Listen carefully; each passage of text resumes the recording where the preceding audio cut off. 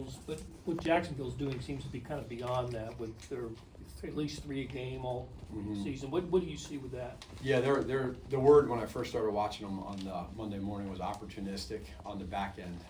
There's a lot of tip footballs. Sometimes those tip footballs are at the line of scrimmage with D linemen. Some of these that you're seeing are in the intermediate levels. And I think what's impressive is then these DBs, safeties, corners, even linebackers, they adjust well to the ball, and then they, instead of dropping the interception, they make the play. They do a good job in zone, kind of reading the quarterback eyes in the middle of the field. And so just the more and more you see of that, you see the taking the ball away, they'll strip tackles, strip the football. So when you're doing that and making that happen, you're being taught that. So it's a credit to their coaching staff, and then it's a credit to the players executing it. What did you see from Xavier in his first game? Just the ability to, I think, bring back that energy that maybe was missing a little bit, which is natural, but the confidence, the energy, he was happy. When he just ran out on the field in warm-ups, you could just see the big smile. He felt like a little kid being able to get out there and do what he loves. And that's contagious. It's contagious to everybody. You get him some early touches, first play of the game, even though it went for 1 yard plus a penalty, he got hit, and I think that's important. It went on the rest of the game, and we want to keep that going. You mentioned confidence. Kingsley, had one of his highest graded games. Yeah. I don't know how you guys looked at it, but I know he played well. How's his confidence, and how important is that for him to build on? It's a beautiful thing when you get those guys on the front end there doing what they did this last game, and it's going to happen intermittently at times. There's still going to be some times where there's some hiccups and he learns on the run, but really, really special game that he put together. And for anybody and anything that we do in life, when you have confidence and you can play fast and you start believing more and more, it's infectious. And I think like that left side, those young guys continuing to have that, it just moves on to the back end with your quarterback, with your coaches, your running backs, everybody else. It's good. How can you tell he's playing fast, Matt? Less mental errors, communication-wise, being able to just recover if he gets beat it could be as simple as a 6-inch step, but just playing strong, just playing confident, and I think in practice you feel it too. It doesn't just happen on game day. He's putting together some consecutive good practices. Matt, what have you seen from Josh Hines-Allen? Yeah, again, those edge players, him being one for sure, playing him over the years, powerful, savvy, experienced, strong, quick, like every superlative you can think of, it's him, and so ton of respect. We got to know where he's at on every play. Did you see the defense, like walk the safety back? Did it give you a little more in the run game, open up some more underneath, just that threat of worthy speed? I think it did, and I think we knew that going into it. We felt that going into Brazil, that first game. We thought it was going to be similar to that, and then 3 plays later, you lose that, but that's football. You got to bounce through that. That's a weapon that Coach Reed and Brett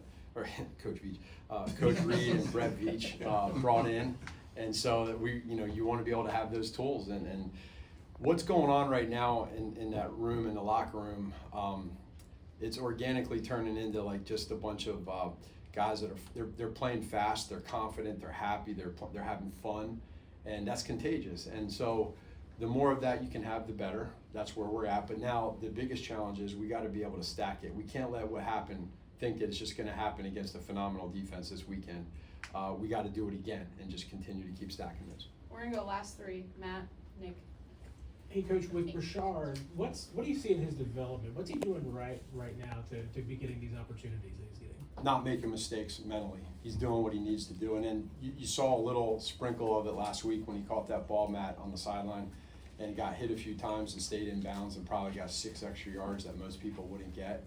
That's the physical part that we see. The mental part is being able to eliminate the mistakes. We're okay with mistakes, but you just can't make the same mistake twice. Well, he's not doing that now. We're able to put him in on some packages where he can study those throughout the week, and you don't want him to play slow. You want to use his strengths, which is ball skills, speed, and then be able to put that into fruition, and we really want that to continue to keep growing moving forward. How's he kind of progressing as a running back since he's still new at that position? Well, he is new at that position. I mean, he has a whole year at it in college. It is different in the NFL.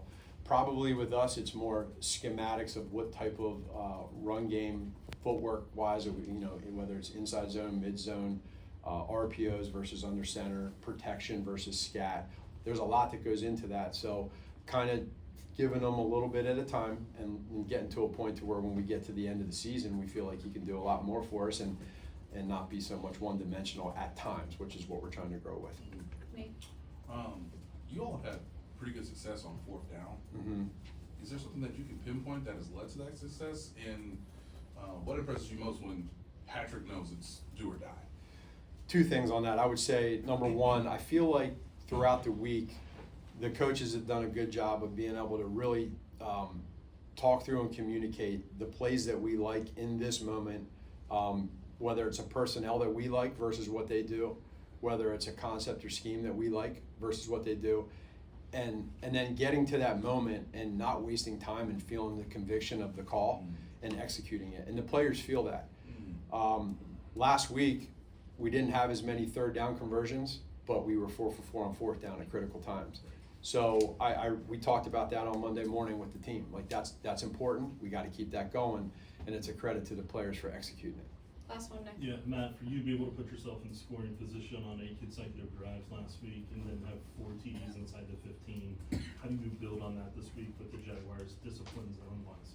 Yeah, well, we love what happened last week, but at the same point in time, this defense they're very sound. They fly around, they play fast.